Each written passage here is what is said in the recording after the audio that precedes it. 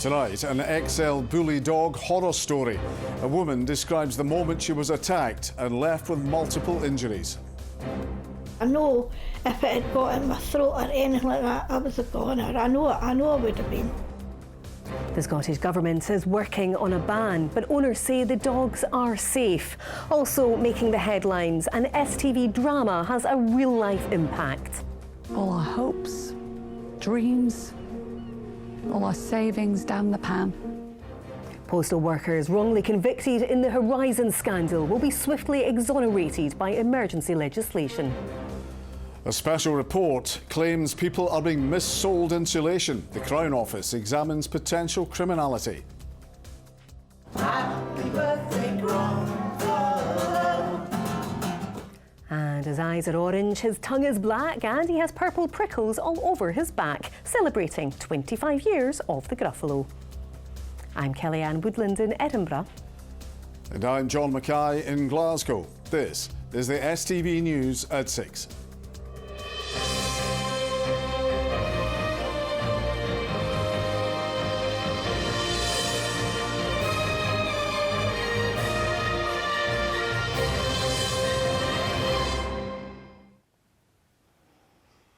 Good evening. It was like a horror. A woman has described the moment she was attacked by an XL bully dog, leaving her with horrific injuries. Isabel Boyd was just yards from her home when she was set upon by the dog 5 days before Christmas. The 77-year-old spent 11 days in hospital and says she's still suffering flashbacks from the incident. The Scottish Government is expected to announce a ban on the breed. A warning. This report by our political correspondent Ewan Petrie contains images of the injuries sustained by the victim of a dog attack. It was like a horror, an actual horror. I know if it had got in my throat or anything like that, I was a goner. I know I would have been. Isabel had just left her daughter's house when she stepped aside to let a dog pass. Moments later, it grabbed her arm. It wouldn't let go and it was shaking, and I started to scream, and then I couldn't hold any longer, and it pulled me and it got me down and it shook me, and I ended up half on the pavement and half on the roads. A neighbour ran to help her. He was joined by a passer-by in a car. They put their arms round me and were pulling at me and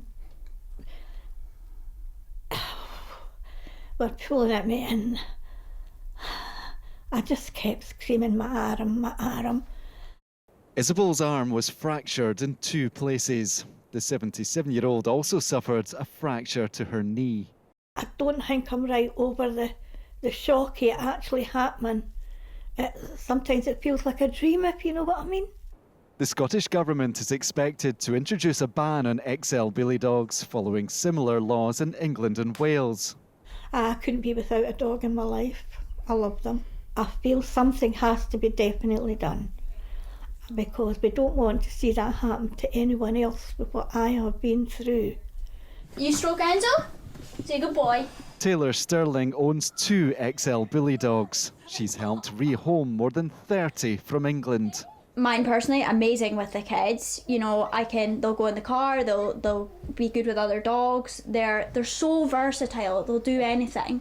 But equally, they're so loyal. I feel like most dogs are, but they're so loyal, and I think that's why they can be ruined so easily.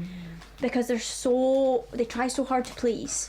Owners in England and Wales must apply for a permit, take out insurance, neuter their dogs, and pay a fee. Taylor wants ministers here to consider alternatives to an outright ban. If we actually put the time into finding a way that you had to go through certain tests to show you were capable of handling that size of dog and that you're responsible enough to have that type of dog, it'd be so much more beneficial than just putting in a ban, because the bad owners are just going to find a more powerful breed. The Scottish Government says it's concerned by reports of XL bullies being brought here. We're looking at a wide range of options. We want to ensure public safety is paramount, and of course the situation with any dangerous dogs is of course a significant one. A ban here could be in place by the end of this month. Ewan Petrie, STV News. The First Minister says Scotland will join the UK government scheme to clear victims of the Post Office Horizon scandal. At Prime Minister's questions, Rishi Sunak announced emergency legislation to ensure justice and compensation for sub-postmasters wrongly convicted of theft and fraud. Hamza Yousaf paid tribute to the campaigners and said almost 100 Scottish cases would be cleared too. Well, our political editor Colin Mackay is across the story. So Colin, what's going to happen? Well, at Prime Minister's questions, Rishi Sunak confirmed that he would come up with legislation to quash the convictions in England and Wales. And in the last hour, First Minister Hamza Yousaf has said that the same will happen here, essentially through a legislative consent motion, which is really when the Scottish Parliament piggybacks on Westminster legislation. Now, almost 100 post office workers were wrongly convicted in Scotland because of this faulty Horizon computer system. The First Minister's making it clear that to speed up overturning these convictions, he'll back the UK legislation. It should not have taken a TV drama for the UK government to have to act. They have announced now, of course, plans to bring forward legislation to pardon all of those affected by this terrible scandal. I've written to the Prime Minister today to say that we are willing to work with the UK government in order to ensure any pardon is on a UK-wide basis. And if the Justice Secretary will write to her counterpart in the UK government to take forward those discussions. So those campaigners, those that have been affected here in Scotland, they can be absolutely assured that they too will be pardoned. Those people, let's be clear about it, are innocent of any crime. They were wrongfully convicted. Let's make sure that they get access to that compensation sooner rather than later, because they've waited far too long. And Colin, this all comes after the STV drama Mr Bates versus the Post Office raised the profile of this long-running campaign.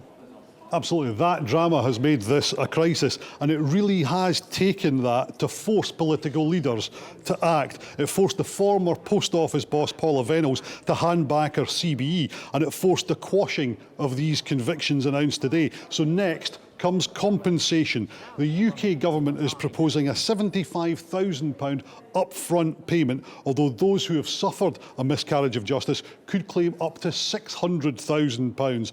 And the examination of how things went so wrong continues too. The UK public inquiry into the Horizon system starts again tomorrow, and is due to take evidence in Scotland later this month. All right, Colin, from the Scottish Parliament, thank you.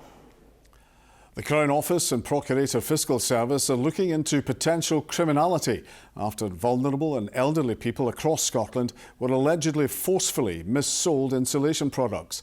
Many of them say they were conned out of thousands of pounds. Earlier this week, STV News told how trading standards had seen a huge rise in the number of people who'd been targeted, costing them more than £500,000 in total to install and repair. Now, more viewers have got in touch with us to tell their stories in the hope of helping others avoid the same fate. Ollie Dickinson has this exclusive report. When Jana Bennett took a cold call from an insulation company who told her she could cut her energy bills, she agreed to a meeting. The salesman arrived, and after inspecting her loft, had some devastating news. He came down and said to me, "Your loft is in a terrible state. It's full of black mould. It's needing done urgently because black mould is lethal." He also had a mobile phone with him, and it showed me a film of what he purported was in my loft. Mould, and there was wasp nests and bees' nests and everything like that. Days later, the pensioner's loft was sprayed with foam insulation. However, Jana says she was pressured into signing the documentation and waiving her rights. She also alleges the salesman even used the death of her husband to convince her. He said that could have contributed to it. And he also said the fact I suffer from asthma, that it could be contributing to my asthma. I felt he was browbeating me. He was badgering me. You're not listening. You're not listening to what I... This is very, very... He leaned over and went like this. This is so important, more important. He came in the afternoon, about 2:30, and he didn't go away to 20 to 9 at night. Trading Standards investigated and have now passed on their findings in this case and others to the Procurator Fiscal to consider the evidence. The company involved here deny any wrongdoing. But experts say this kind of work is often missold and isn't appropriate for every home. I've helped several other people in the same situation recover money from their banks, thankfully using their credit card to pay these things where they've got some recourse under Section 75. But it's becoming something that's impacting even me as a good trading company because there's a lot of scammers out there. Luckily, Jana only paid her deposit, which has since been recovered with help from Trading Standards, who believe she was missold. But many more are not so lucky. Last week, STV News spoke to Fiona and Andre Barton. They were left with bills of more than £11,000 after agreeing to have work done. And Trading Standards believe these could be the tip of the iceberg. Salespeople are turning up, they're telling people that their lofts are unsafe, they're telling them their houses the mould in their houses is dangerous to their health, they're making them very frightened and they're pressurising them into making decisions about taking insulation forward. And then often, once they've had the spray foam insulation put in, they realise that they're having problems selling their homes. They're now encouraging anyone with concerns about similar work to get in touch. Ollie Dickinson, STV News.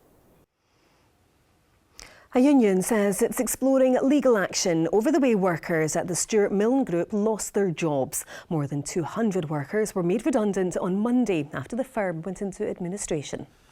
The news comes amid growing concern for Scotland's housing market, with another firm closing its doors and warnings that things will get worse before they get better. Here's Brandon Cook.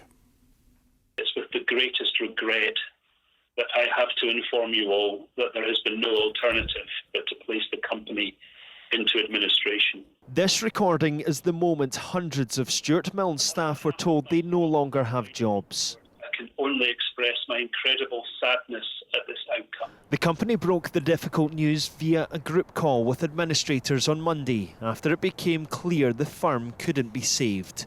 A union representing over 60 staff say workers were given no notice and are now exploring legal action. The majority of people that I've spoken to, which has been quite a lot, have been not aware of the situation, which is quite ridiculous for a company that size not to involve their members in the consultation process. The closure of the Stuart Milne Group has raised many questions. Today, continued limbo as administrators said it's too early to comment on what could happen to deposits paid by buyers who are yet to move in. While across the building sector, concern more firms could collapse. I think when something like this happens, it further evidences the wide-ranging challenges facing home builders across a fairly complex development model. In yet another blow, Glasgow-based house builder Merchant Homes announced they've appointed liquidators, leaving 22 redundant. They said the rate of failure in the sector is at its highest in over a decade, blaming high costs, delays and skills shortages. It paints a very real picture of the challenges that we're facing, whether that's in the private house building sector or whether that's in the more general contracting sector in terms of the affordable housing. And I think there's every reason to believe that it's going to be a lot worse before we see any improvement. That will cause further concern for those seeking answers on what the closures mean for them. Brandon Cook, STV News. To stories in the west, and water supplies are being disrupted to around 12,000 homes and businesses in Inverclyde after a burst main in Greenock. Scottish Water said they're working to repair the pipe. An 88-year-old woman has died and 2 men are in hospital after a car and a van crashed in Ayrshire. The A737 was closed near Kilwinning for 8 hours following the incident yesterday. A review is to look at the circumstances around the killing of a carer in Stirling. Michelle Rutherford was stabbed to death by Kellyanne McNaughton following failed attempts to get the 33-year-old psychiatric help. Earlier this week, prosecutors accepted a plea of culpable homicide from McNaughton. This year's Glasgow International Comedy Festival will celebrate 21 years of the event. It'll run from the 13th till the 31st of March. Laura Boyd headed to Glasgow's King's Theatre to meet a few of the stand-up stars set to make us laugh this spring. From Frank Skinner and Ed Gamble to a host of homegrown talent, the Glasgow International Comedy Festival is gearing up to celebrate its 21st birthday in style, with Elaine C. Smith ready to reflect on the highs, lows and hilarious moments of her career in brand new show 65 at the King's. It's a sort of reminder to myself as well, not only how far you've come, how the world has changed a bit, but also being able to refer back to you know, when I was doing Naked Video or City Lights. I think I'm quite psychotic actually, because I realise I would rather be in front of an audience of 2,000 people than in a rehearsal room. I'll still be in the toilet for a bit before I start because it's more about wanting to do it right and our sense of responsibility. Mark Nelson is also set to entertain the masses at the King's, quite a leap from his first experience at the Fest. It was in Blackfriars, so much, much smaller than this place. I think it was about 50 people, which I managed to sell out, which was incredible. Even talking to some people that are doing it for the first time this year, you can see the excitement. When you look through the brochure, you see how many massive, massive acts are doing it. And to be on the same pages as them, it's almost like an acceptance of you're now part of the comedy landscape in this city. Glasgow. G12 is the postcode. Living my best life in my West End boat. And somebody who knows just how much that means is viral social media star Zara Gladman, whose characters like West End Mum have seen her sell out 2 nights. Well, it's a big deal for her, not only to be doing the festival, but to be doing it in the Oran Moor, you know, which is like the epicentre of the West End. So she is thrilled. The team are amazing. They're running a free workshop for women and marginalised genders who are really poorly represented in comedy. So I would encourage you, if you are thinking, oh, I think I'm funny, but I don't have the confidence, sign up for that course, because we do need more women in the industry. Comedians come from all over the world to play the Glasgow International Comedy Festival, and nobody knows better what they can expect from the crowd than this lot. Glasgow audiences let you know whether they like you or not, and that's always terrifying. They're tough if you're not funny, but once you are funny and if they like you, then they give back far more than any other audience in the whole of the UK. Laura Boyd, STV News, Glasgow. To sport with Ronnie and news of the Lone Ranger. You laughed there, you know you did. I'm not having that. Good evening. Rangers forward Sam Lammers will see out the rest of the season in the Netherlands after completing a loan move to Utrecht. The Dutchman failed to make a strong impression at Ibrox since arriving in the summer for £3.5 million. The 26-year-old has scored twice in 31 appearances and there's no option to buy in the deal. Now, Motherwell are launching a campaign aiming to raise fresh funds and secure the long-term future of the club. Hi, are you the next Hollywood celebrity looking to get involved in football?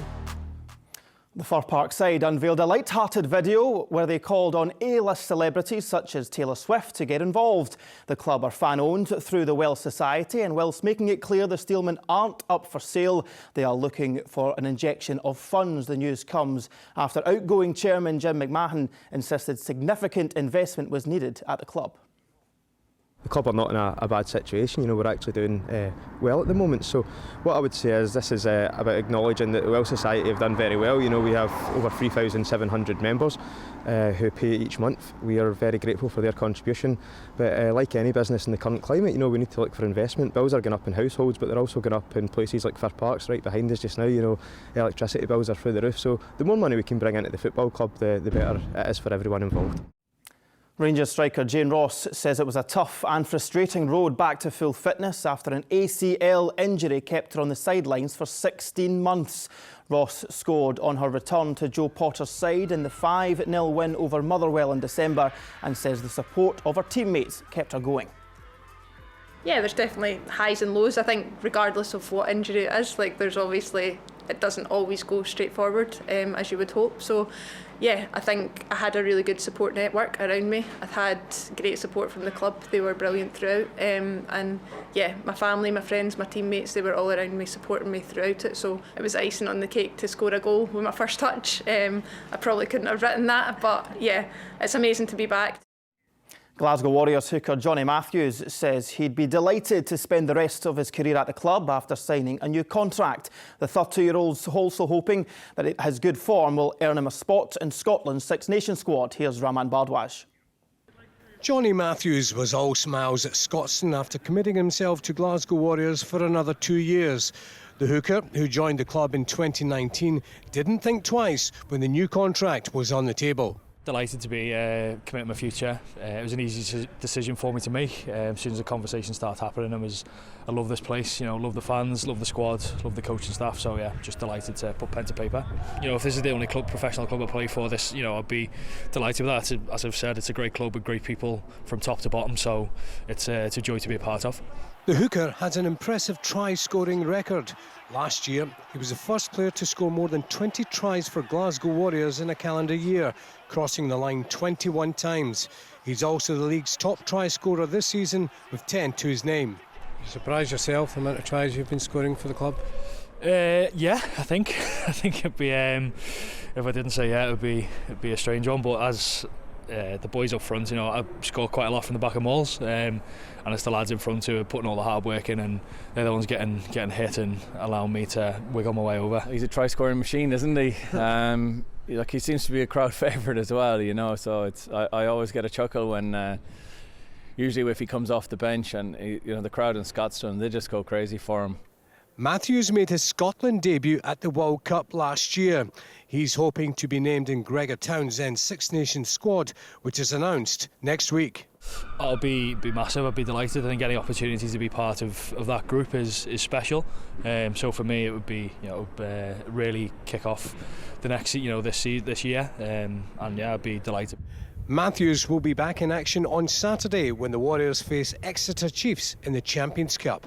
Raman Bardwaj, STV News. Finally, snooker news, and John Higgins is out of the Masters after a 10-6-5 defeat to Mark Allen. All right, thanks, Ronnie. Let's get the weather now with Sean. An icy start to the day will give way to a series of oohs and ahs. TUI sponsors STV Weather. Good evening. We've still got that gentle northeasterly airflow dragging in cloud from the North Sea into eastern parts of the country and then working its way westwards towards the likes of Glasgow, Renfrewshire, Inverclyde and also across Ayrshire. The best of the sunshine, the northwest, the Highlands, Argyll and Bute again today, but it means tonight we've got the clearest skies and again a cold and frosty one to come. Not so frosty though, we've got the cloud temperatures, 5 degrees in Glasgow, maybe 6 or 7 by the time we head towards likes of Falkirk and also parts of Fife, so certainly a lot milder where we've got the cloud and we avoid the frost. Now tomorrow we go into more of a gentle northerly airflow and that pushes the cloud a wee bit further south and east, so it backs away towards eastern parts. So we'll see patches of cloud running in across South Lanarkshire and also Ayrshire. The further northwest we go, we get into sunnier skies and then lovely sunshine, especially in the northwest. But again, our temperatures here 2 or 3 degrees, 6 or 7 degrees further south where we've got the cloud cover. Things swap over a wee bit by Friday and Saturday. The cloudiest skies will this time be for many of us here in the west. A lot of cloud, drizzly showers. Best of sunshine in the east. Generally over the next couple of days, especially by Sunday, our temperatures coming up closer to average.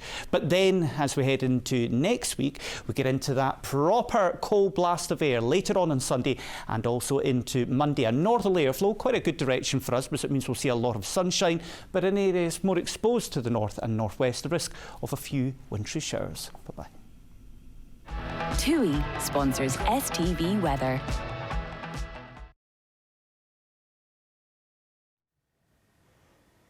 And finally, his eyes are orange, his tongue is black, and he has purple prickles all over his back. Don't even start. We're talking about the Gruffalo, who is 25 years old, and marking that milestone, author Julia Donaldson went back to where it all began. Lynn Rankin reports. Happy birthday, Gruffalo, Gruffalo, Gruffalo. Celebrating 25 years as a firm family favourite. But what do you get a Gruffalo for his birthday? Yes, it's roasted frogs. The classic tale of the mouse taking a walk in the deep dark woods today returned to its roots. Tiny Otterhouse Primary in Angus has just over 30 pupils. But a visit from Julia Donaldson in the 1990s with her then unpublished story of the Gruffalo put the school on the global map. I'd written the story, it didn't yet have a publisher, and I told the children, because they'd given me such a lovely time, that I would dedicate the book to them if it ever did get published, and I was true to my word.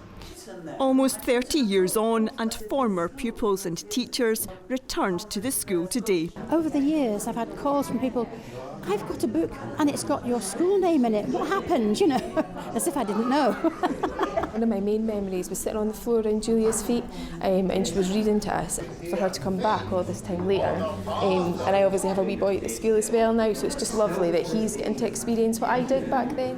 What do you think the flavour is? It's scrambled snake. Along with its sequel, The Gruffalo's Child, the books have sold more than 18 million copies worldwide. You met the Gruffalo himself today. How was that? Really cool. You weren't scared? I just think it's like just amazing how a little school just like helped just do the Gruffalo. Despite his knobbly knees and turned out toes, it seems the enduring appeal of the Gruffalo will only continue to grow. Lynn Rankin, STV News. Well, from the Gruffalo and me, good night. Very good. Good night.